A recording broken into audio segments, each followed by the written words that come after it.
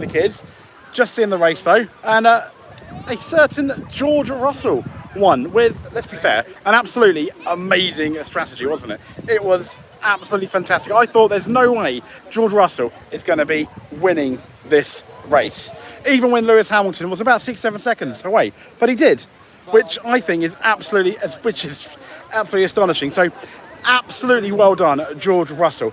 I thought when Hamilton took the lead from Charles Leclerc with a handful of laps already done, I thought, okay, Lewis Hamilton is definitely winning, favourite to win this race.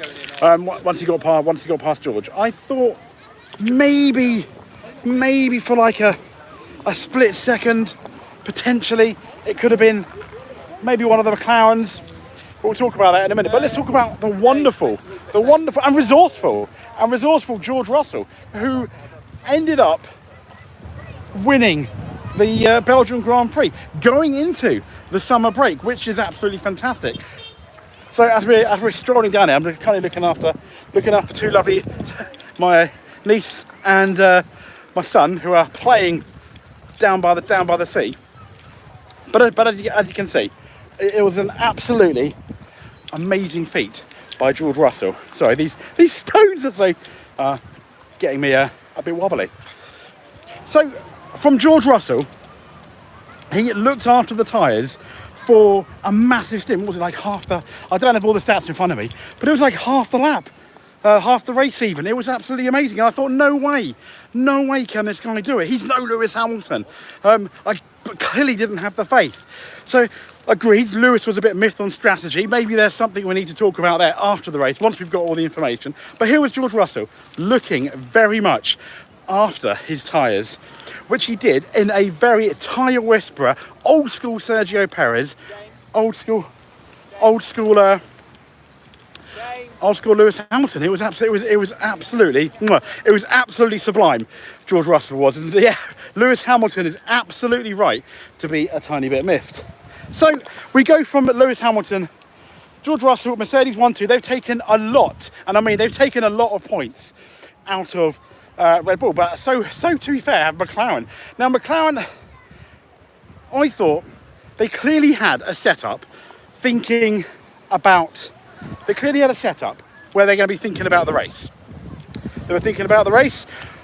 I thought they'd end up a lot faster than they actually were. The reports were that in qualifying, they were thinking about the race. So sector 1 and 2, as we know in Spa, they're really, really fast. It's all about that straight line speed. Very few corners, and the corners that you do have are either really, really fast or almost flat out. Sadly, now this is the thing, that really wasn't the case. Lando Norris ended up, he was more Choker Norris than Lando Norris, as my unnamed brother likes to say. Yeah, and he just blew the start. Again, Lando Norris blows the start. He absolutely blows the start. He's not good at all. Really, really sad. I was so disappointed. I thought, Lando Norris, this is your moment. He didn't get screwed in Hungary, but it wasn't too great in Hungary, was it? It was kind of a bit meh in Hungary. And then Belgium, Lando, this is your chance. This is your chance in Belgium, Lando. What happened? He blew it, I think. I felt he blew it. Then we had Oscar Piastri, who, another few laps, maybe a slightly different strategy. But I think that McLaren, in the hands of both Lando Norris and Oscar Piastri, were potentially the fastest car. I think Mercedes weren't the fastest car. They were possibly the second or third fastest car. And I thought they did quite, McLaren ended up doing quite average to what we thought. I thought they were going to win the race. Sadly, the McLaren did not win the race, as you may well know. Let's go on to Ferrari. Now, Ferrari, they were okay. Charles Leclerc, he kept the lead for all but a few laps. But the important thing was, for Leclerc at the beginning of the race, he kept the lead after the first lap, which he lost lastly to Perez. So many times does the pole position man end up losing the lead to the guy either starting second or third. But that didn't happen, because what happened in the lead is Sergio Perez and Lewis Hamilton had it to do into Air Rouge. It was Lewis Hamilton, arguably maybe his battery deployed better, he got more grip. It did look fairly even. Both of them, you know, side by side coming out of La Source. But no, it was Lewis Hamilton from Sergio Perez, and then it only took a few laps for Lewis Hamilton to get by. Sadly, absolutely nothing Charles Leclerc could do. But I thought, at least at that point, the Ferrari driver, as in Charles Leclerc, would have had a chance of winning the championship. But sadly, alas, that was not to be. Not the championship, the race. What am I talking about? It's because I've got no script in front of me. I do apologise. I've got no script in front of me. This is absolutely loosey-goosey because I'm on the race. I'm waving to my other half, who's standing there. So yeah, but Ferrari, yeah, to be fair to Ferrari, that I felt they looked better than they did in Hungary, and for the Ferrari cars looked a lot better than they did in Silverstone. They actually look competitive, and well done for Charles Leclerc getting that pole position. Absolutely amazing. Well done, Leclerc. Loved it. Now you look at Carlos Sainz. He started on the hards. It looked initially like a good and fair strategy, but sadly, it was not to be. It was not to be. So let's now talk about Red Bull, shall we?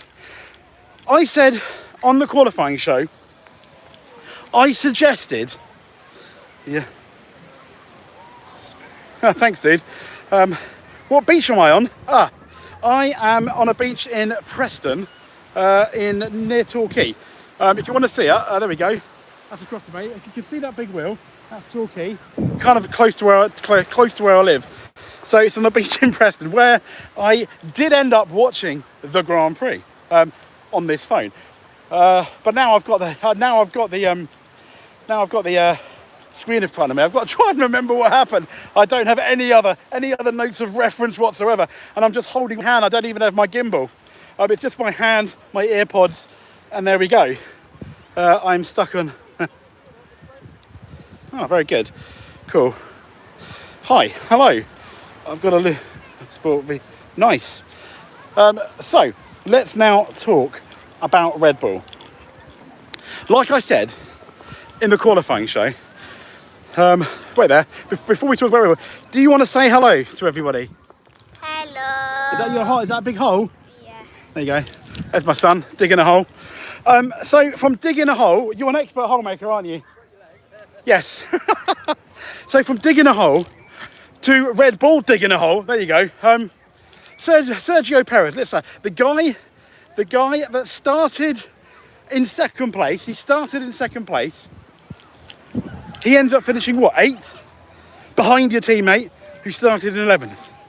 We all thought Sergio Perez is back after qualifying. Massive thumbs up. Well done, Sergio Perez. Absolutely fantastic. I loved it, Sergio. I thought, yes, come on, win the race, Sergio. Win your contract, win your life back for at least minimally the next the next 6 months. And he didn't do it. And he finished 8th, which for me, Sergio Perez's finishing 8th was really, really sad. I wanted him to do better. I thought he could do better. I thought the Red Bull could do better. Now, the one thing I thought about the Red Bull is when we look at Max Verstappen and qualifying, what an absolute lap, first of all. Stunning lap. But in hindsight now, does that lap that looked awesome to everyone, and it was awesome, I don't want to take away, that was difficult conditions for Max, does that lap now come with a caveat? That caveat being, of course, the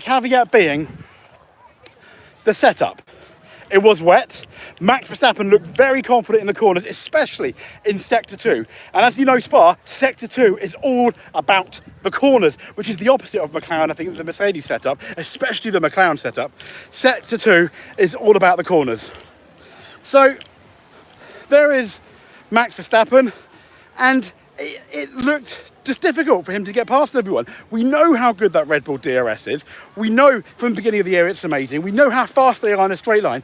Did they, in hindsight, now gamble just a bit too much on the wet setup? Understandably, they wanted Max Verstappen to get as far They wanted Max to get as far up the grid as they can, knowing he had a 10-place grid penalty, with the absolute maximum he could do, getting 11th. And 11th he was. So 11th, achievement unlocked, as far as I'm concerned, for Max Verstappen. But then comes the race. The compromise may have been too much because he found it difficult to get past people. Now, I'm not comparing it to last year. Last year, they had an absolutely monster car. I mean, Max Verstappen and Red Bull, the best car driver combination, bar none, last year and in 2022. Definitely. This year, as we know, it is a lot closer, but 6/10 is a long time. And they were even suggesting on the feed that it was on the feed, you know, you need half a second plus to win. Sadly, you know, to pass people. But sadly, that's not. And I've got Checo should lose his seat. I think Liam Lawson should try. That's interesting, David. David, that is a really interesting point you just made there. Simply because there is rumoured to be a filming day with Red Bull at Belgium, at Spa, I think, next week, which Liam Lawson and Daniel Ricciardo are going to attend. Now, what I find interesting about that is people are saying, is this going to be a shootout? Is it going to be a shootout between the two? Now, is the shootout, one, to see if Daniel Ricciardo keeps his career at VCarb RB? Or is this shootout going to be two? Is the shootout who replaces Sergio Perez? The latest rumours, until I get back to my computer at home, the latest rumours are that there's going to be a meeting on Monday, though. So maybe they're going to get rid of Perez and it ends up being the shootout. Would you keep Perez? I don't know if I would at this point. He's had a chance. I mean, we're talking about whether he's going to be kept. We're talking about whether Sergio Perez is going to be kept last year. But he was. They even gifted him this 2-year contract, didn't they? Just before the Canadian Grand Prix in June. But sadly, this 2-year contract didn't really... It was criticised a lot, and Christian Horner came out and said, no, we thought this contract, giving him this 2-year contract, was going to give Sergio Perez more confidence. But this was after a run of 3 or 4 really bad races. So June hits, he has a terrible race in Canada and keeps having terrible races and continues to have terrible races. Now, the Hungary race, where he came back, I think, to finish 7th, didn't he? From the top of my head. Didn't do that well, did he? In Hungary, because the argument I have, yes, it was a really good race, but he shouldn't have even been down there. And he was the one person to make a mistake in Hungary. Yes, difficult mixed conditions. He was one of the people to make a big mistake. Both Max Verstappen made a similar mistake at Silverstone qualifying, going off at Copse, but Sergio Perez showed Max how to go off at Copse properly, you know, and really do it, which he did. So have the chances now ended for Sergio? Now, I'm probably going to end up doing a video in the case for and against Sergio Perez staying at Red Bull. But what's going to be interesting is I'll probably end up putting a poll out at some point is to what you guys think as well. I'll be doing a full review of the race as well. But yeah, so that for me were the key points of the race, and an absolutely fantastic strategy by George Russell, who, driver of the race, nearly was Lewis Hamilton. Red Bull looking very average, and I think McLaren having arguably the fastest package, but I don't want to say they threw the race away completely, because I do think Mercedes were generally fast, and there were points where Max Verstappen was potentially a threat. But sadly, that didn't happen, and George Russell gambled on what I thought was not going to work. When I was watching that, I'm still thinking Lewis is going to win, even with 3 laps to go. Now, as the laps were counting down, I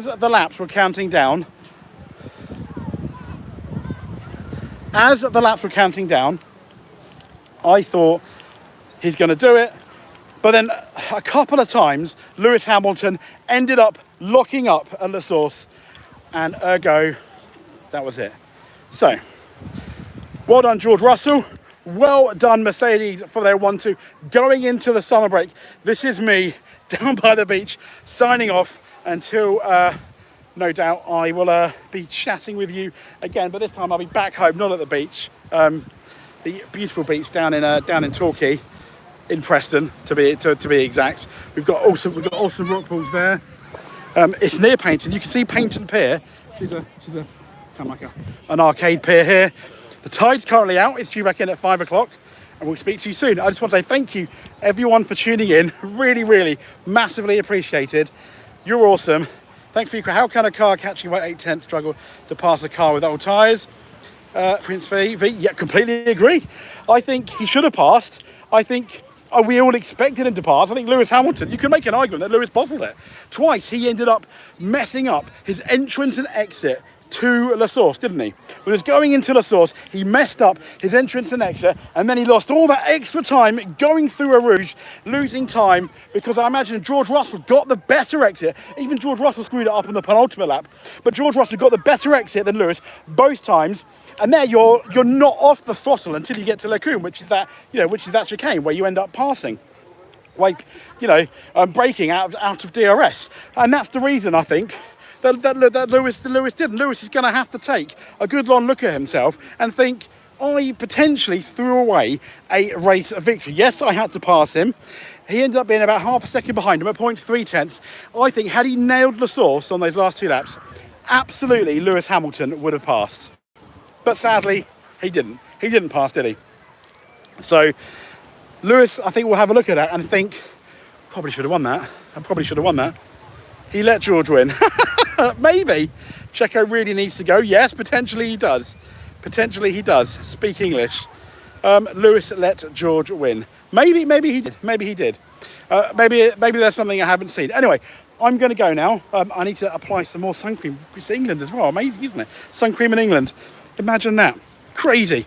And I'll speak to you soon. Guys, thank you so much for tuning in. I think we maxed out at 145. It's amazing. I just want to say thank you so much. It's really, I didn't even think that would be the case. So many of you. Sorry if I'm not too clear with the wind, and I'm just walking around fairly excited about a fairly good race. Anyway, check you guys soon. Thank you very much. See you later.